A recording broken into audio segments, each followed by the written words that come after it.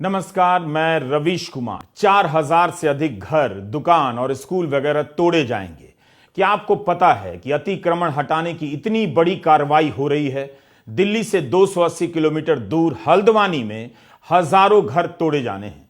यहां के लोग उत्तराखंड के हाई कोर्ट में मुकदमा हार गए हैं। रेलवे अपनी जमीन को खाली कराने का मुकदमा जीत गई है। इसके बाद इस जगह को खाली कराने का नोटिस भी दिया गया है। यह नोटिस अखबारों में भी छपा है कि रेलवे विभाग की जमीन पर जो भी अतिक्रमण किया गया है उसे 1 सप्ताह के भीतर खाली कर दें, वरना हाईकोर्ट के आदेश के अनुसार ध्वस्त कर दिया जाएगा। इस इलाके में अल्पसंख्यक समुदाय के लोग रहते हैं, मगर केवल वही नहीं रहते, बहुसंख्यक समुदाय के लोग भी रहते हैं। उनकी संख्या तुलनात्मक रूप से काफी कम है। अतिक्रमण के नाम पर वर्षों से रहते आए इन लोगों के घर अब टूट जाएंगे। यह बस्ती अवैध घोषित की जा चुकी है। वर्षों से रेलवे की जमीन के किनारे लोग बसते रहे हैं। इन्हें केवल अतिक्रमण के नजरिए से देखा जा रहा है, एक कानूनी समस्या के रूप में, जिसका समाधान केवल अदालती आदेश ही लगता है। इसलिए अब इनके घरों को तोड़ा जाना रुक नहीं सकता और लोगों को गलत नहीं लगेगा। लेकिन जिनके घर तोड़े जाएंगे, जो बेघर हो जाएंगे, उनका क्या होगा? जब हमने स्थानीय अखबारों में छपी खबरों को पढ़ना शुरू किया तो इसका कोई जिक्र नहीं। इतने हजार लोग हटाए जा रहे हैं, उनके घर तोड़े जाएंगे, लेकिन उन्हें कहां बसाया जाएगा इसका कोई जिक्र नहीं। यहां के लोग चाहते हैं कि उनकी आवाज सुनी जाए, इसलिए कभी कैंडल मार्च कर रहे हैं तो कभी धरना प्रदर्शन। हल्द्वानी के इस इलाके में हाहाकार मचा हुआ है। अमीरों की बस्ती में भी अतिक्रमण है, मगर उनके इलाके में अतिक्रमण हटाने की ऐसी जल्दी बहुत कम दिखाई सुनाई देती है। गरीबों के घर अतिक्रमण और अवैध करार दे दिए जाते हैं। ऐसी बस्तियों को देखने का नजरिया हमारा इसी तरह बना दिया गया है। किसकी बस्ती टूटेगी इसे राजनीति भी तय करती है, और किसकी नहीं टूटेगी यह भी राजनीति तय करती है। कोर्ट के आदेशों से भी तय होता है। दिल्ली में जब लोगों ने कानून तोड़कर अपने घरों के ऊपर एक मंजिल और जोड़ ली तो डबल स्टोरी को मान्यता देने का लंबा आंदोलन चला और मान्यता दी गई। मगर राजनीतिक रूप से कमजोर और आर्थिक रूप से दुर्बल लोगों की बस्तियां कानून की चपेट में आसानी से आ जाती हैं। मध्य प्रदेश के खरगोन में हिंसा की एक घटना के बाद तुरंत अवैध बताकर बुलडोजर चला दिया गया। इस होड़ में उनका भी मकान गिरा दिया गया जिन्होंने प्रधानमंत्री आवास योजना के तहत घर बनाया था।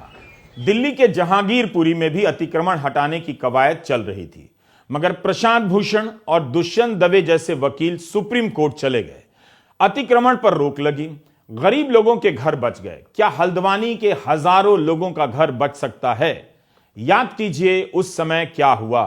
चीफ जस्टिस का आदेश था कि अतिक्रमण पर रोक लगे, मगर आदेश का पालन तुरंत नहीं हुआ। कारण बताया गया कि आदेश की कॉपी नहीं मिली है। दिल्ली में सुप्रीम कोर्ट है, दिल्ली में जहांगीरपुरी। जब वकील दुष्यंत दवे ने चीफ जस्टिस को जानकारी दी कि इससे गलत संदेश जा सकता है, तब चीफ जस्टिस ने सुप्रीम कोर्ट की रजिस्ट्री के अधिकारियों को आदेश दिया कि तुरंत अफसरों को आदेश के बारे में बताया जाए और अतिक्रमण हटाने की कार्रवाई रोकी जाती है। 2010 में सुदामा सिंह केस में दिल्ली हाईकोर्ट ने फैसला दिया कि किसी बस्ती को उजाड़ने के क्या नियम होंगे और उन्हें फिर से बसाना भी होगा। तब फिर यही हल्द्वानी में क्यों नहीं हो सकता है? इसके बिना वहां घर कैसे तोड़े जा सकते हैं? हल्द्वानी के हजारों घर तोड़े जाएंगे। इस सर्दी में जरूर इन्हें नोटिस दिया गया है, मगर 1 सप्ताह का नोटिस क्या काफी है? 2019 में दिल्ली हाईकोर्ट ने अजय माकन बनाम भारतीय संघ के केस में विस्तृत फैसला दिया है, जिसमें कहा है कि हटाने से पहले प्रभावितों को अपना पक्ष रखने का अवसर दिया जाएगा। हमें लगता है कि उत्तराखंड के मामले में दिया गया है। सभी प्रभावित लोगों को नोटिस जारी करना होगा। यह अजय माकन केस में कहा गया है, जो पर्याप्त हो और तर्क संगत हो। यह भी बताना होगा कि कहां और कितने समय में बसाया जाएगा। खराब मौसम या रात के वक्त किसी को नहीं हटाया जाएगा। कड़ाके की सर्दी में रेलवे की जमीन पर बने इन घरों को तोड़ा जाएगा तो हजारों लोग इस वक्त कहां जाएंगे?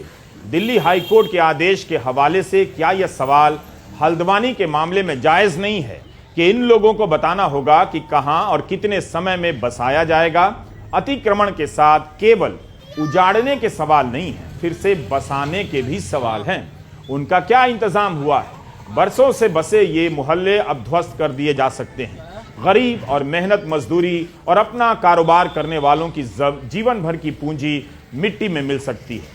हल्द्वानी के इन घरों की किस्मत दिल्ली के जैसी नहीं लगती। दिल्ली की अवैध बस्तियों को नियमित करने की लंबी राजनीति चली। यह राजनीति इसलिए चली कि लाखों लोगों के वोट चाहिए थे। यहां किसी को अतिक्रमण और अवैध बस्तियों को हटाने की चिंता नहीं हुई, बल्कि खुद मोदी सरकार ने 2019 में 1731 अवैध कॉलोनियों को नियमित करने के लिए संसद में कानून पास किया, ताकि इन बस्तियों के लोग अपने मकानों की रजिस्ट्री करा सकें। दावा किया जाता रहा कि यहां रहने वाले 40 लाख लोगों को पट्टे दिए जाएंगे। यही किस्मत हल्द्वानी के इन मकानों की क्यों नहीं हो सकती है? यह कैसा इंसाफ है कि एक तरफ 40 लाख लोगों की बस्तियों को तोड़ा नहीं जाता है, उन्हें अवैध से वैध कर दिया जाता है, और एक तरफ हल्द्वानी में हजारों लोगों के घर तोड़े जाने के कगार पर हैं। बल्कि मेरी राय में दिल्ली में बहुत अच्छा हुआ कि अवैध बस्तियों को तोड़ा नहीं गया।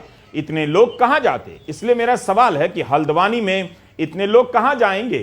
क्यों इनके मकान तोड़े जा रहे हैं? गरीबों की आवाज राजनीतिक स्तर पर क्यों नहीं सुनी जा रही है? यह साधारण मामला नहीं है। 4000 मकान तोड़े जाएंगे। इसी तरह गुरुग्राम में याद कीजिए, खोरी गांव में क्या हुआ? 5000 घर तोड़े जाने थे। जंगल की जमीन पर लोगों ने घर बना लिए।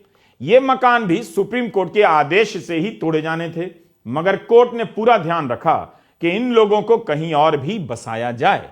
स्थायी मकान बन जाने से पहले अस्थायी तौर पर रखा जाए, किराया दिया जाए। ऐसी जगह हो जहां पर घर मिले तो पानी हो, शौचालय हो और बिजली की व्यवस्था हो। इसके लिए फरीदाबाद नगर निगम से कहा गया कि कब तक यह काम होगा, हलफनामा दीजिए। जिन लोगों को घर मिला वे फिर सुप्रीम कोर्ट जा सके कि घर रहने लायक नहीं है। फिर भी इन लोगों को तुरंत बसाने पर भी जोर दिया गया। क्या हल्द्वानी में इसकी तैयारी की गई है कि हजारों घर तोड़े जाएंगे तो इन्हें सरकार कहां मकान देगी, कब मकान देगी, कहां पर फिर से स्कूल बनेंगे? जिनके स्कूल टूटेंगे वे बच्चे कहां पढ़ेंगे? 2017 में भी हाई कोर्ट ने रेलवे की जमीन पर बसी इस बस्ती को तोड़ने के आदेश दिए थे, हल्द्वानी में ही। लेकिन उत्तराखंड सरकार सुप्रीम कोर्ट चली गई। इस वक्त उत्तराखंड सरकार सुप्रीम कोर्ट क्यों नहीं जा सकती है? उस वक्त सुप्रीम कोर्ट ने हाई कोर्ट के आदेश पर रोक लगा दिया। हल्द्वानी की रेलवे की जमीन पर बसे इन घरों में रहने वाले लोगों की नींद उड़ गई है।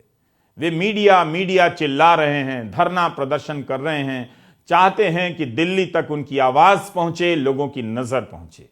यह मामला सिर्फ अल्पसंख्यक समुदाय का नहीं है। अगर आप इसे देश भर के स्तर पर देखें तो चाहे बहुसंख्यक हो या अल्पसंख्यक हो, अतिक्रमण हटाने के नाम पर उनके ही मकान शिकार होते हैं। अमीर लोगों के मकानों में इस तरह की एक मुश्त कार्रवाई आपको बहुत कम नजर आएगी। उनके मसले को, हल्द्वानी के लोग यही चाहते हैं कि उनके मसले को मानवीय आधार पर देखा जाए। पहले के अतिक्रमण पर जो रोक लगाई गई है और फिर से बसाने की जो व्यवस्थाएं हैं, जो आदेश हैं, उसके आधार पर भी देखा जाए। नमस्कार, मैं रवीश कुमार।